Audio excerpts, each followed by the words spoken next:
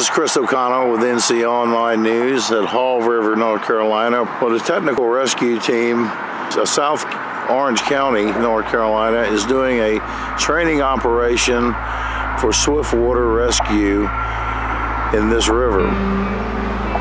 In the distance here, you can see the technical rescue operators doing their training operation. There's a lot of other equipment involved in rescue operations, as you can see on the deck. Well, this is an intro class. Right. We go over some rope skills, water safety, and basically taking care of ourselves and our fellow rescuers, and some of going to get the patient.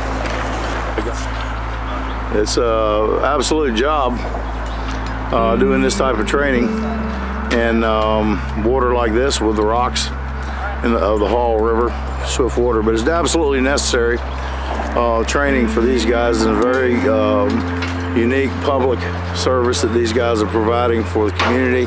I don't care if you're wearing, a $15 orange one from Walmart. Wear it, buckle it up. If it's got buckles, buckle them. If it's got a zipper, zip it up.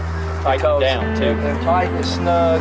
Because the last thing you want to do is to have a loose life jacket and you sink down into it. The water's up here. You can see the air you want to breathe, but you can't get to it. Leaflets 3, let it be, is the old saying to identify any poisonous plant, like poison oak, poison sumac, or poison ivy. This you don't want to get on you if you're allergic to it. So here's a typical example of the current and the flow of water, velocity of water that's going through at the Hall River. And I'm sure in some areas it's even more pronounced.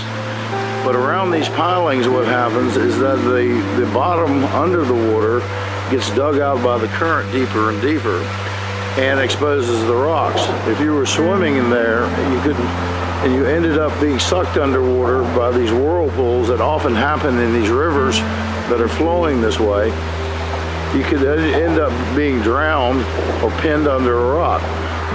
Drowning deaths in water account for a great number of fatalities in the United States. And in this area of the Hall River, generally there are kayakers and canoers and swimmers that frequent this remote area very frequently. What I'm seeing in this area where I'm standing, most of this you could walk in. But at the same time, what you're going to encounter here is that you will often find these holes that are deeper.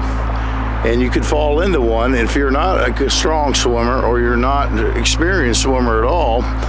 Then you could end up drowning or have a problem that you don't want. It's very imperative that whenever you swim in any body of water, that you carry someone with you that can help you or to assist you or get help for you in these water areas. And this is Chris O'Connell with NC Online News with the South Orange and North Chatham Rescue Squads doing it at a training mission at the Hall River, North Carolina, about 8 miles north of Pittsboro, North Carolina.